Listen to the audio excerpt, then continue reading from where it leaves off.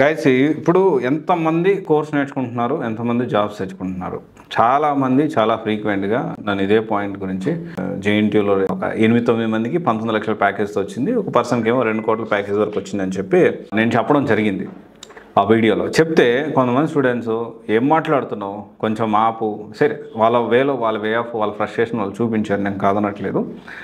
మీరు ఏం మాట్లాడుతున్నారు, ఎంతమందికి వచ్చిన జాబు, ఎంతమంది ఉన్నారు జనాలు, ఎంతమంది గ్రాడ్యుయేట్ అయ్యారు, ఎంతమంది జాబ్లెస్గా ఉన్నారు, ఎంతమంది నిరుద్యోగంతో జాబులు లేక కోర్సులు నేర్చుకుని ఇబ్బంది పడుతున్నారంటే మీరు ఒక పాయింట్ అర్థం చేసుకోండి. ఎంతమంది ఉన్నారనేది మ్యాటర్ కాదు, ఎంత కష్టపడుతున్నది అనేది మ్యాటర్. రైట్ వేలో మనం స్టెప్ తీసుకుంటున్నాం అనేది మ్యాటర్. ఏముంది, ఒక ఇన్స్టిట్యూట్లో జాయిన్ అవుతారు, డబ్బులు కడతారు, డబ్బులు కడితే నాకు జాబ్ వచ్చేస్తుంది. ఎందుకంటే వాళ్ళు జాబ్ చూపిస్తానని ఇంటర్వ్యూ చూపిస్తానన్నారంటే ఇంకా జాబ్ వచ్చేస్తుంది. ఎంతసేపు ఎలా వస్తుంది జాబ్? ఎంత కాంపిటీషన్ ఉంది, ఎందుకని మీరు అర్థం చేసుకోరు? ఇక క్లాసులకు అటెండ్ గారు, తర్వాత లింక్డ్ఇన్లో యాక్టివ్గా ఉంటారు, బట్ రీల్స్ మాత్రం పొద్దుస్తమాల రీల్స్ చూస్తూ ఉంటారు. ఎట్లయితారు చెప్పండి? నిజంగా మీరు ఒక విషయం గుర్తుపెట్టుకోండి, ఇప్పుడు నిజంగా సీరియస్ క్యాండిడేట్స్కి జాబ్ రాలేదు అంటే వాడు రైట్ వేలో వెళ్ళనట్టు, రైట్ వేలో ఎలా వెళ్ళాలనే దాని గురించి ఆలోచించాలి.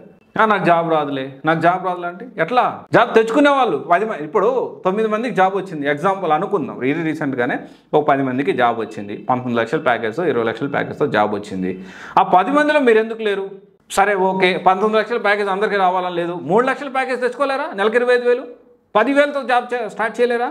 ఇదంతా పక్కన పెట్టేసేసి బ్యాక్ డోర్లో ఆడేవాడు జాబ్ ఇప్పిస్తున్నాడు, నేను అక్కడ జాయిన్ అవుతా అంటారు. వాడికి మాత్రం అక్కడ ఇక్కడ తీసుకొచ్చి 3 లక్షలు 4 లక్షలు అప్పు తీసుకొస్తారు. వాడు కరెక్ట్గా స్కెచ్ చేస్తాడు, ప్లాన్ చేసుకొని వెళ్తారు. ఒక స్టూడెంట్ నన్ను అడిగాడు, అన్న ఇవన్నీ కాదు కానీ నాకు బ్యాక్ డోర్లో ఎలా స్కామ్ చేయాలో నేర్పించి గైడెన్స్ ఇవ్వన్నా అని చెప్పి ఒకటి అడిగాడు.